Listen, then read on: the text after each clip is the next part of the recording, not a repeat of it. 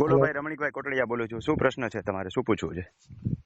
સાહેબ આપણે ભાઈઓ ભાગની જમીન હોય હમ એટલે એમાં સમજી લો કે બે ભાઈઓ હોય હમ એટલે મારે મારા ભાઈની જમીન લેવી હોય ટૂંકમાં ભાઈઓ ભાગમાં પૂર્ણ વેચણીમાં લેવી હોય તો આવી શકે? પુનઃ વેચણીના 5 જ વર્ષ થયા હોય, એક દિવસ ઓછો હોવો જોઈએ તો ફરી હમ. વેચણી થઈ શકે. દસ્તાવેજ કરવાની જરૂર નથી, પણ બધા ભાઈઓની સહમતિ જોઈએ. બે ભાઈઓ ખાલી કરવી જ ન થાય. નહીં એટલે આ તો તમારા બાપુજીના જેટલા વારસદારો હોય ને એમાં હા એ તો બહેનોના મને હક કમી સમજાઈ થયા ગયું. હોય તો પણ ફરીને વેચણી થાય. મૂળ નામે જમીન વહી જાય. એટલે 5 વર્ષ થયેલા હોવા જોઈએ. થયેલા નહીં, 5 વર્ષની અંદર એક દિવસ ઓછો હોવો જોઈએ. થઈ ગયા 5 હોય તો વર્ષ ઉપર હોય પૂરું. તો ન હાલે. 5 વર્ષ પૂરા થઈ જાય એટલે ના હાલે. તો અમે તો એ કરાવેલી છે એટલે કેટલા વર્ષ પહેલા કરાવેલી છે? ગઈ સાલ કરાવી. હા, તો થઈ ગઈ ને તમારી જમીન. તો પુનઃ વેચણી કરી, નહીં. તમે શું કર્યું? હા શું કર્યું તમે? મને સમજાતું નથી. 5 વર્ષ કયા વર્ષે શું કર્યું તમે? વારસાઈ ચડાવી કે? મારી વાત સાંભળો કે ભાઈની જમીન હોય, હમ મારી જમીન હોય, મારા ભાઈને મેં આપી હમ બરોબર, હામી નહીં, ખાલી એક તરફી. હમ કેવી રીતે તો આપી? એની દસ્તાવેજથી આપી? દસ્તાવેજ થી નથી આપી એટલે હમ. હું તમને કહું છું. હા, તો પણ તમારા એની બાપુજીની વારસાઈ ચડી હતી એને કેટલા વર્ષ થયા એમ કહું છું. એનો તો ઘણો ટાઈમ થયો છે એટલે તો હું એ કહું રીતે આપી ન શકાય. કેવી રીતે આપી તમે? કેવી રીતે કન્સિડર કરી? છું.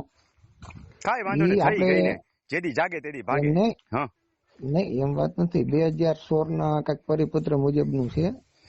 એની ઉપર અરજી 2016 ના કરી છે. પરિપત્ર મુજબ પુનઃ વેચણી જેને 5 વર્ષની મુદત છે એમ કહું છું. 2016 નો પરિપત્ર છે કે ભાઈઓ હા ભાઈઓને ફરી વેચણી કરવી હોય તો 5 વર્ષ થયા હોય એની અંદર એક દિવસ ઓછો હોય તો પુનઃ વેચણી કરી શકાય. ખાલી 300 રૂપિયાના સ્ટેમ્પ પેપર ઉપર, એમ કહું છું. અમે બધી પ્રોસેસ સ્ટેમ્પ ઉપર કે બધી કરી હતી બરોબર. હા, સ્ટેમ્પ ઉપર ની આપણે જે નિયમ મુજબ હા ની હા કરી, પણ આ હા 5 વર્ષની મને નહોતી ખ્યાલ એટલે હું તમને કહું થઈ ગઈ છે એ તમને હું થઈ કહું. ગઈ તો થઈ ગઈ. બીજું શું હોય? કાંઈ ચિંતા કરવાની જરૂર નથી. જેથી જાગે તેથી ભાગે. બીજું શું હોય? જેથી જાગશે એટલે તેથી એમાં માગશે. ઓલા પિતૃ કેમ જેથી જાગે તેથી પાણી માગે, એમાં પિતૃ જેથી જાગે તેથી પાણી પાજો. અત્યારે હું કામ એમ ઉપાધિ કરવી નહીં જોઈએ? નિયમ અન્ય નો રહે તો પછી હેલો થઈ શું કરવાનું ફરીથી? ફરીથી કાંઈ ન કરવું પડે. સ્ટેમ્પ ડ્યુટીની જિંદગી રિકવરી જમીની માગે. વાત છે. સાંભળો મારી વાત, એમાં કાંઈ બીજો મોટો હલો. ઇસ્યુ નથી. તમારી ભૂલ નથી. જે તે અધિકારીએ મંજૂર કરી દીધી છે તો સ્ટેમ્પ ડ્યુટીનો પ્રશ્ન ઉભો થશે તો સ્ટેમ્પ ડ્યુટી ચાર્જ માગશે તમારી પાસે. બીજું કાંઈ ના થાય એમાં. એન્ટ્રી રદ ન થાય, ચિંતા ન કરો. હા એટલે એમ તો આપણે તો લીગલી કરી, આપણે તો નિર્દોષ હોય. તમારે કાંઈ ચિંતા કરવાની જરૂર નથી. સ્ટેમ્પ ડ્યુટીનો પ્રશ્ન ઉભો થશે એવું કોઈને ધ્યાનમાં નહીં આવે. આવડું મોટું હિન્દુસ્તાન છે, અહીં તો હાથી ને હાથી ગળકી જાય છે. હા એ તો બરોબર છે સાહેબ. આ તો એટલે મારો આ એક તો કોઈક પ્રશ્ન અધિકારી હતો. જાગે ને માગે તો સ્ટેમ્પ ડ્યુટી ચાર્જ ભરી દેજો. અત્યારે સામે હાલીને આપણે શું કામ ભરવા જાવ? એવા ક્યાં યુધિષ્ઠિર થવું? હા એટલે તો આપણે તો સમજી લો, આપણે તો ખેડૂત અભણ છે એટલે ટૂંકમાં આપણે એટલો બધો ખ્યાલ નથી. આપણે તો સાચી વાત છે. વકીલ થ્રુ કરાવ્યું હોય, એને ભલે માર્ગદર્શન થઈ ગયું આપ્યું એટલે હોય. થઈ ગયું. કાંઈ ઉપાધિ ન કરો. કોઈ વાંધો નહીં. આભાર સાહેબ.